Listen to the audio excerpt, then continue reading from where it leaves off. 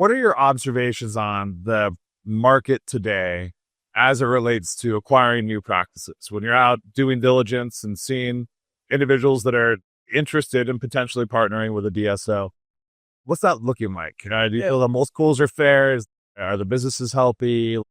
And maybe talk just a bit about what your actual ideal profile looks like. Yeah, that's great. So our ideal profile, I'm going to go backwards maybe a little bit, but our ideal profile speaks to our average. Our average practice is just under 2 million in collections and just under 500,000 of EBITDA. Fairly healthy practices, bread and butter that we love and have a lot of like the super GP. Keep a lot of procedures in-house.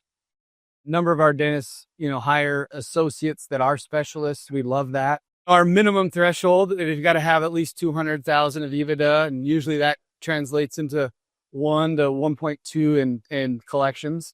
Is kind of what we'll start looking at.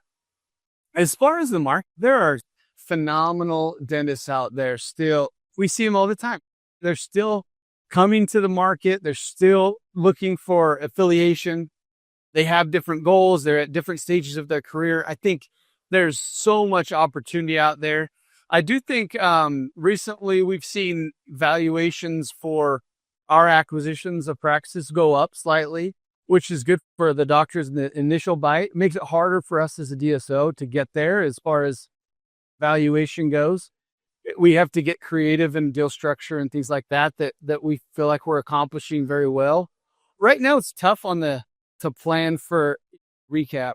And that's the buzzword going around Dykema here, where markets are. There's no recaps happening. What's interesting to us is, you hear these single practices with healthy EBITDA, right? Yeah. Good businesses are going for 7 to sometimes 8 times.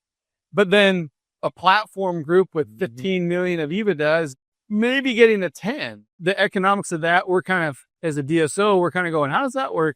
And I think most DSOs are still buying with the idea that those multiples are going to come back to, expectation to low teens, to mid teens, that they're going to come back. The expectation is that we're buying now at slightly higher multiples, knowing that we didn't get in when, we heard stories of the DSOs that came on right before us that were buying practices for 4s and 5s.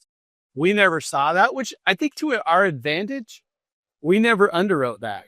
So when we came in, we were underwriting with higher interest rates from the get-go, where those interest rates sometimes killed the deal for a lot of these DSOs that were buying previous when the interest rates were really low.